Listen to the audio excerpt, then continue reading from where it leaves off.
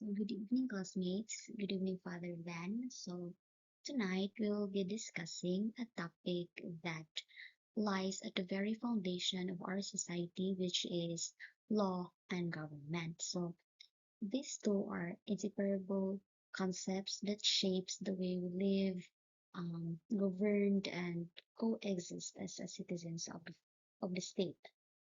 So understanding the relationship between the law and the government is crucial, especially for us who are studying law, and it allows us to see how philosophy gives meaning to ultimate power, um, how justice, order, and the common good become the ultimate become the ultimate goals of the governance. So in this presentation, I'll walk you through the nature of law and government, their philosophical foundation, and how they work hand in hand to maintain peace, order, and justice within the society.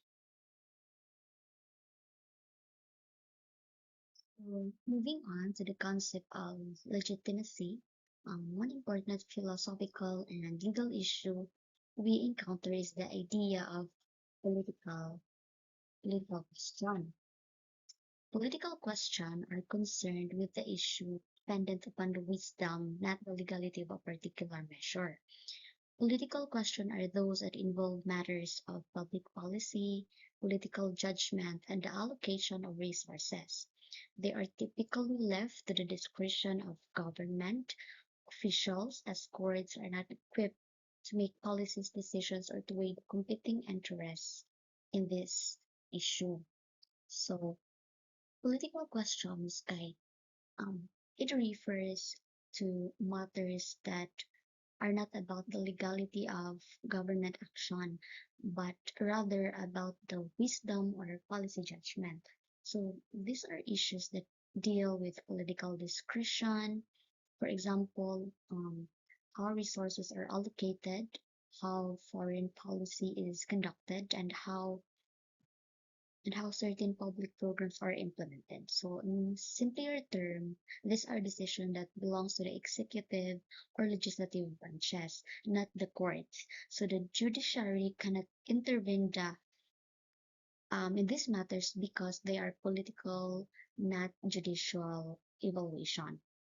So therefore, we say an issue is a political question.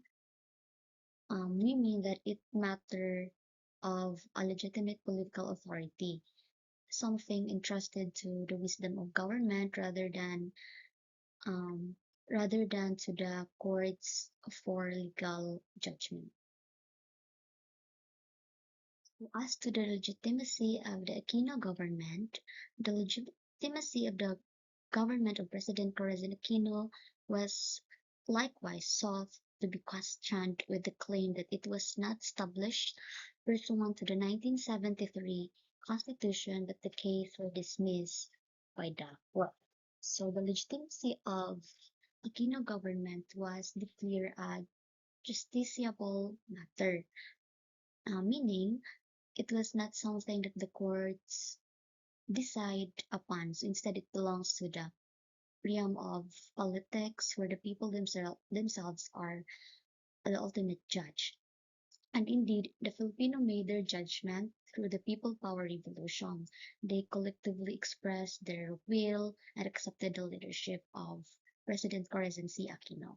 So the acceptance of the people is what ultimately gave her government its legitimacy. So from a philosophical standpoint, this reminds us the philosophy of John Locke of social contract theory, um, as he argued that the authority of government arises from the consent of the government. When the people revoke that consent, as they did during the downfall of Marcos regime, the old government loses legitimacy, and a new one takes its place through the will of the people. So, therefore, the government of Aquino was not defined by the letter of the law, but by the spirit of the democracy, by the people's decision to recognize and support her as their rightful leader. The legitimacy of the Aquino government is not a justiciable matter. It belongs to the realm of politics where only people of the Philippines are the judge, and the people have made the judgment. They have accepted the government of President C. Aquino. So now let's move on to the constitutionalism and constitutional supremacy. So a constitution is the fundamental law of the land. Jurisprudence tells us that the constitution is a definition of the powers of the government. So five major powers being delegated to Congress, to the president, judiciary, to the constitutional commissions, and to the local government units. So it is an instrument that espouses and declares our sovereignty, or form and structure of government and our rights. So the powers of the legislative department of the government, like the boundaries of the oceans, are unlimited. In constitutional governments, however, as well as the governments acting under delegated authority, the powers of each of the departments of the same are limited and confined within four walls of the Constitution. So we all know that the Constitution is the fundamental law of the land. So it serves as the supreme legal framework that defines the power and limitations of the government. So jurisprudence teaches us the Constitution it is not just a legal document, it is the very foundation of our political life. So it establishes sovereignty, defines the structure of the government, and safeguards the right of the people. So it delegates um, power to five institutions, so named as the Congress, the President, the judiciary, the constitutional commissions, and the local government units. So these powers are carefully distributed to to ensure that no single branch becomes absolute. So in a constitutional government, no branch can act beyond the constitution's that allows. So even though that the powers of Congress seems vast, they are not boundless like the oceans with its shores, and their authority is limited, so confined with the four corners of the Constitution. So this also reflects that the doctrine of the constitutional supremacy, that the Constitution is the highest law that says that any act that contrary to the Constitution is considered void. So, as the Supremacy Court often reminds us that the Constitution is the touchstone of validity for all laws and actions of the government. So, in Angara versus Electoral Commission, GR number L45081 on July 15, 1936, so the Supreme Court in the case at the bar declares that our Constitution adopted American constitutional development. So declared discarding the English type and other European types of constitutional government. The framers of our constitution adopted the American type, where the written constitution is interpreted and given effect by the judicial department. In some countries which have declined to follow the American example, provisions have inserted in their constitution prohibiting courts from exercising the power to interpret the fundamental law. It is taken as a recognition of what otherwise would be ruled that in the absence of direct prohibition, courts are bound to assume what is logically their function. So this is also the continuation of Inangara versus Electoral Commission case. So again, in constitutionalism and constitutional supremacy, it had been defined as the organic and fundamental law of the nation or state, which may be written and unwritten, establishing the character and conceptual underpinnings of its government, laying the basic principles to which its internal life is to be conformed, organizing the government and regulating. distributing and limiting the functions of its different departments, and prescribing the extent and manner of the sovereign powers. In other words, it states the general principles and framework of the law and government. So if we were to equate a country to a corporate entity, it would be apropos to say that a constitution akin to a corporation's articles of incorporations by law, since it delineates corporate functions as well as prescribed qualifications, rights and duties of its corporate officers. So in the same vein, note that some jurisdictions refers to the Constitution as a fundamental character. So also in Kilos Bayan versus Guegona, GR number 113375, dated on May 5, 1984. So where the facts of the case is Kilos Bayan Incorporated, a non-stock domestic corporation, filed a special civil action for prohibition and injunction against the Philippine Charity Sweepstakes Office, or the PCSO, and the Philippine Gaming Management Corporation, or the PGMC. They sought to stop the implementation of the contract of lease between PCSO and PCM, PGMC related to the online lottery system, claiming it violated laws prohibiting collaboration with foreign-owned entities in operating lotteries. The arguments of the parties is that Kilisbayan contended that the contract violated the law because it effectively created a collaboration or joint venture between PCSO and a foreign-owned entity, PGMC. PCSO and PGMC argued that the PGMC was merely an independent contractor and the contract did not constitute a prohibited collaboration, asserting that Kilos Bayan interpretation was too narrow and ignored PCSO's legal right to enter into contracts. So the issue of the case is whether or not the contract of lease between the Philippine Charity Sweep Takers Office and or the PCSO and the Philippine Gaming Management Corporation, or the PGMC, violates Section 1 of Republic Act number 1169 as amended by the BP Bilang 42.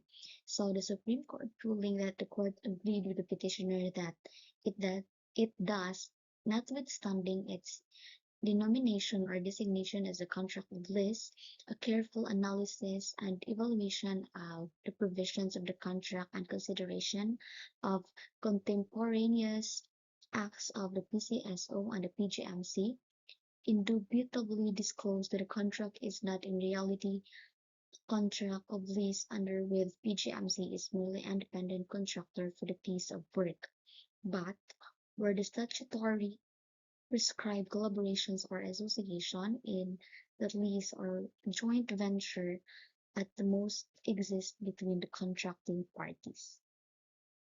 So for the continuation of the Supreme Court ruling, the so-called contract of lease is not therefore what it purports itself to be.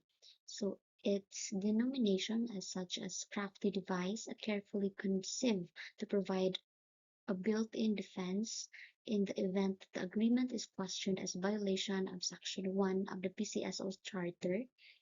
The acuity or skills of the draftsman to accomplish that purpose easily manifest itself in the contract of lease. It is outstanding for its careful and meticulous drafting designs to give an immediate impression that it is a contract of lease. So yet, woven therein are the provisions which negate its title and betrays the true intention of the parties to be in or have joint venture for a period of 8 years in the operations and maintenance of the online lottery system. So we thus declare that the challenge of contract lease violates the exception provided for paragraph B, section 1 of the Republic Act number 1169 as amended by BP 42 as therefore invalid and contrary to law.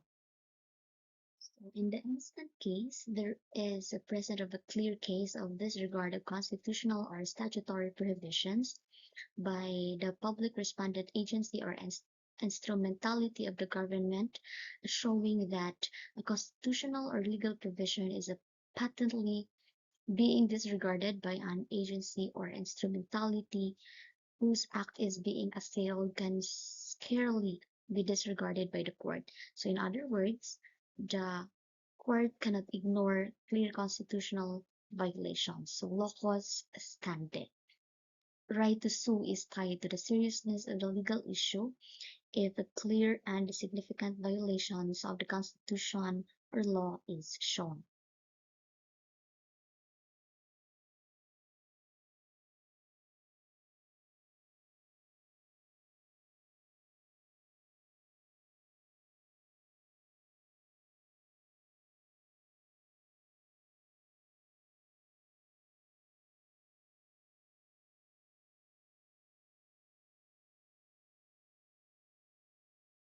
So also here in the case of Infelipe Regalado versus Jose Yolo, GR number L42935 on February 15, 1935, the court declared that the intent of the legislator to be ascertained and enforced is the extent expressed in the words of the statute.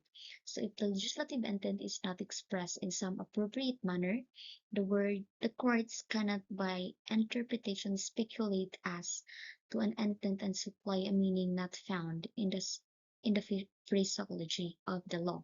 In other words, the courts cannot assume some purpose in no way express and then construe that statutes to accomplish this supposed intention. So verbal leges, this is the plain meaning. If the intent of the law is not clear from its language, courts cannot assume or invent meanings that are not present in the text. They must apply the law as it is written. So now let's move on to the ambiguity of the statutes.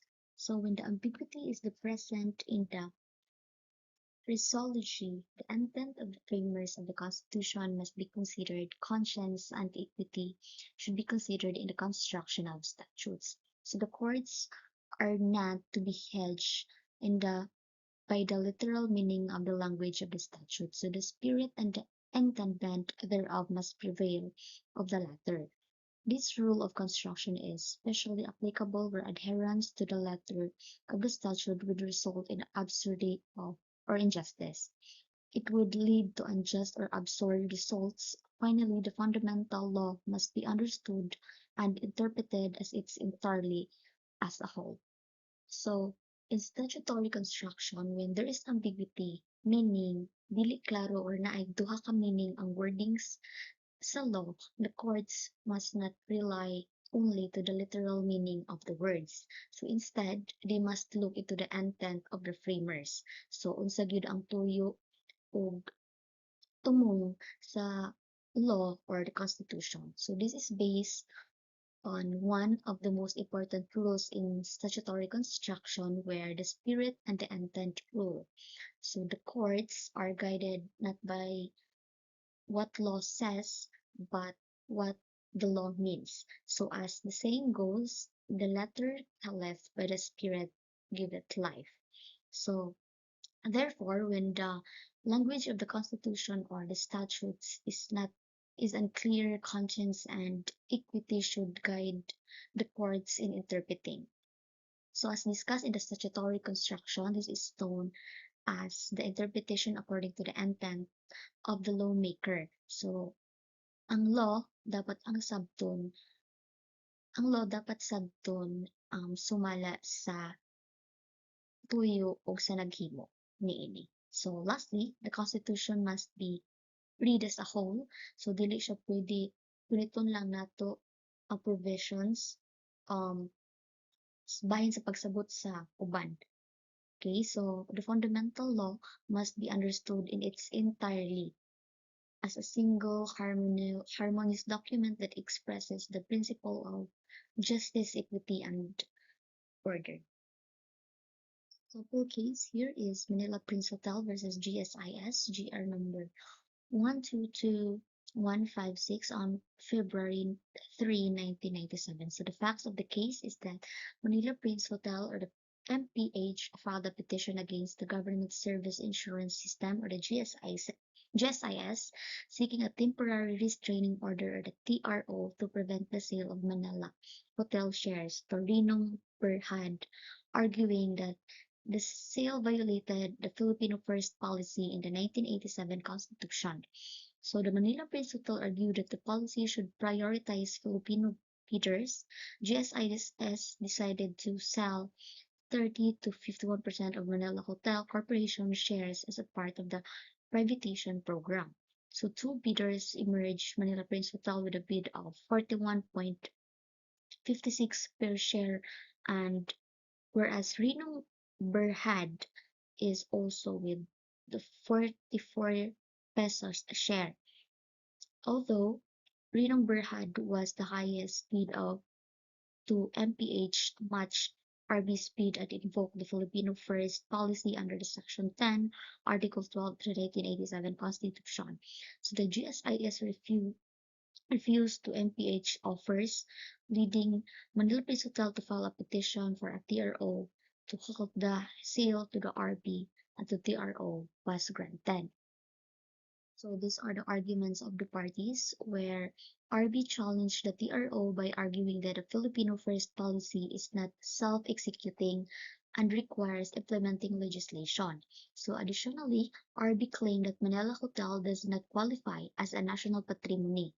Manila Praise Hotel countered that the policy is self-executing and that the hotel falls under the category of national patrimony, thus giving preference to the Filipino bidders.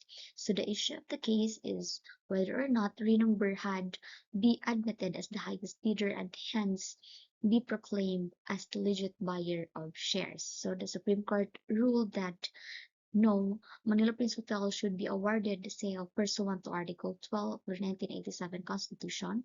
This is in light of the Filipino First Policy, Paragraph 2, Section 10 of the Article 12 of the 1987 Constitution is self-executing. So the Constitution is the fundamental, paramount, supreme law of the nation. It is then written in every statute or contract. Therefore, Manila Hotel falls under the national patrimony. Patrimony, in its plain, ordinary meaning, pertains to the heritage. So finally, let's talk about the one of the most fundamental doctrines in any democratic society, so the rule of law. So government and of laws and government of men. So ours is a government of laws, not men. That the governance should be based on written laws rather than the arbitrary decisions or biases of individuals.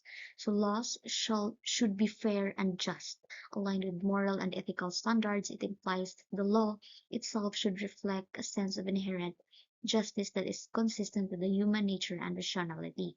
So rules of court justice are required to impose the penalties and civil liabilities as specified by law once guilt has been adjudicated. So we often hear the phrase ours is ours is a government of laws and not men. So this means that our government should always be guided by written laws, not by personal will or emotions or bias of those who holds power. So in a government of laws, every action of the statute must be based on the legal authority. So no one is above the law, and not even lawmakers, judges, or the president himself. So laws are what give order, fairness, and predictability to our society. So, however, in a government of man, decisions are based on a personal judgment or arbitrary power, so which often leads to abuse, injustice, and inequality. So that is why the rule of law exists. So it is to ensure that the power is exercised within the bounds of justice and morality. So as a law student, we are taught that laws must be fair, just, and aligned with moral and ethical standards. So the law should reflect um, with the rational and consistent with human dignity.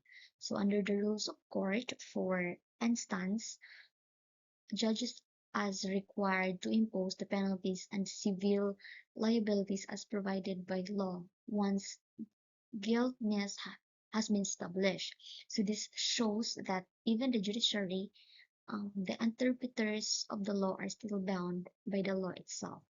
So philosophically, this echoes with the belief of Aristotle that the law should be the law should be reasoned from passion. It must represent justice itself, not the whims of those who govern. So, and with that, and that's the end of my discussion about the first topic, which is the law and the government. So now I will give you to Miss Jodeline for the further discussion. Good evening, classmates. Good evening, Father Dan. As to continue with our discussion, I will be discussing what is republicanism, public accountability, and democracy. Republicanism. What is republic? Republic comes from the Latin word res publica, meaning public thing. Republicanism, a political philosophy that emphasizes sovereignty of the people and promotes the importance of civic virtue and the common good. Republicanism originated in ancient Rome and Greece and is inspired from the ideas of philosophers such as Plato and Aristotle. Republicanism also implies the adoption of a representative type of government, necessarily points to the enfranchised citizen as a participle of popular sovereignty and as the ultimate source of the established authority. As an example, in the case of Antonio Jr. versus Comelec, dated April 7, 1970, the court said that republicanism implies a government where citizens actively participate in public affairs. Republicanism also form of government in which the administration of affairs is open to all citizens. In case of Akbayan versus Aquino dated July 16, 2008, it was explained that republicanism ensures transparency and accountability in governance. Republicanism is a political philosophy that emphasizes the sovereignty of people, the common good, and accountability of leaders. It ensures that government power serves everyone, not just the few. Here are its key principles.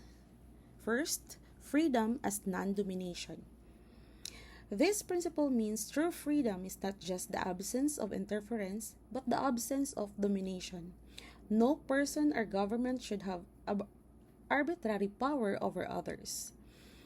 Roman philosopher Cicero and recently Philip Petit defines freedom as absence of domination, not just interference. It explains that even if someone doesn't actively control you, you are not truly free if they could dominate you at any time. For example, a country is free only if its government cannot abuse power. In a republic, laws and checks exist to prevent leaders from acting like dictators. Second, civic virtue. Civic virtue is the idea that citizens and leaders must act responsibly, honestly, and for the common good rather than for personal gain. Republicanism stresses the importance of civic virtue and active participation in public life. A republic can only survive if its people care about their country and uphold justice and morality. Citizens should vote wisely, follow the law, and take part in community affairs. For example, when the citizens follow rules, pay taxes, and hold leaders accountable, they are showing civic virtue. They're helping the government work for everyone. Third, rule of law. The rule of law ensures that no one is above the law, including government officials. Laws apply equally and fairly to all. Without the rule of the law, leaders could act without restraint, and corruption or tyranny could rise. Republicanism requires laws that are just, stable, and fairly enforced. For example, when courts punish even high-ranking officials who commit crimes, it shows that the of the law is alive. Justice applies to all. Fourth, public reasoning and deliberation. This principle means laws and policies should come from open discussion and rational debate, not just the decision of one ruler. People should be able to express their views, question leaders, and influence decisions. Public reasoning ensures that laws reflect the collective values of society, not the will of a few. It is also how democracy and republicanism intersect. For example, when Congress debates bills publicly or when citizens participate in consultations, that's public deliberation in action. Fifth, check and balances. Checks and balances prevent any one branch of government from becoming too powerful. Each branch, executive, legislative, and judicial, can limit the powers of the others. Republicanism rejects absolute power. A balanced system ensures accountability and prevents abuse. For example, the president can veto laws, but Congress can override that veto. The Supreme Court can declare actions unconstitutional. That's how the branches keep each other in check. Sixth, political equality. Political equality means every citizen has equal rights and opportunities to participate in governance. No one's voice or vote should count more than another's. Why is it matters? Republicanism depends on active and equal participation because sovereignty belongs to the people, not to a privileged few. For example, one person, one vote, regardless of wealth, gender, or background, is political equality in practice. Last, common good. The common good means that laws and policies should benefit everyone, not just a small group. Republicanism values what's the best for the whole community over individual self-interest. A government focused on the common good prevents greed, corruption, and inequality. It ensures that citizens support one another and the society remains stable and fair. For example, when the government funds education, healthcare, and public safety, it's serving the common good because this benefit all citizens. Public accountability. Public accountability, the obligation of individuals, organizations, and governments to be answerable for their actions, decisions, and policies that impact the public. According to the 1987 Constitution, it states that public office is a public trust.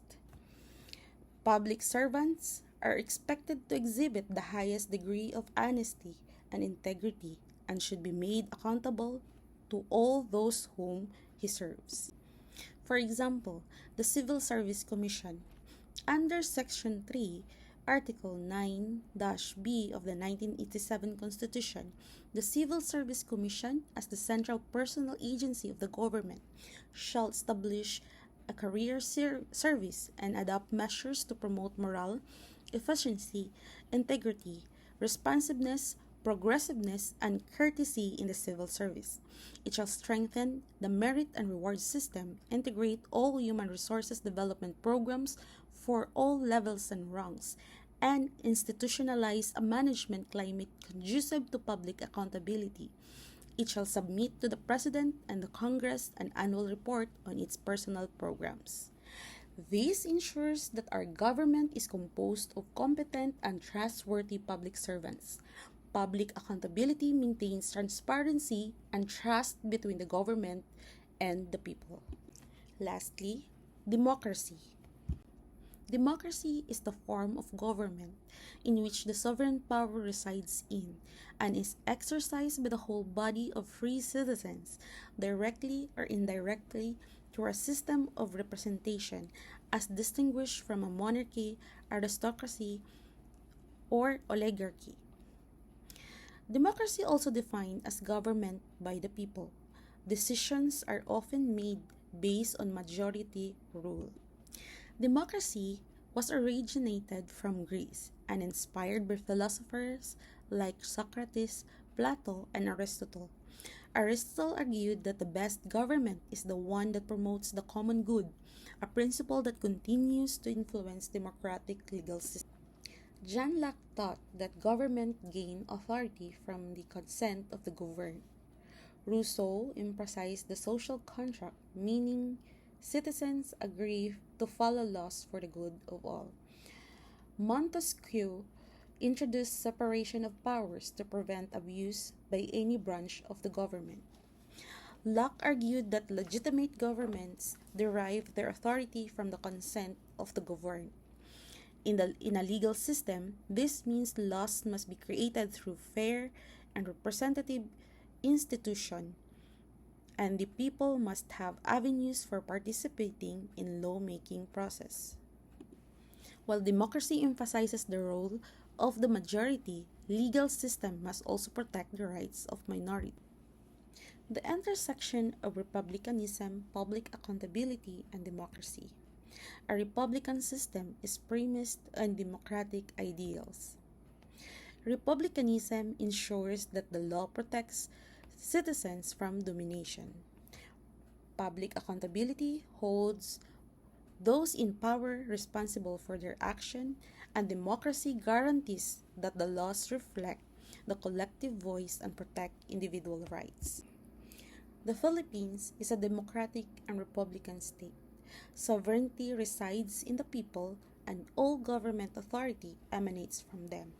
Of all the organic laws of our country, the 1987 Constitution holds most sacrosanct the people's rule in governance.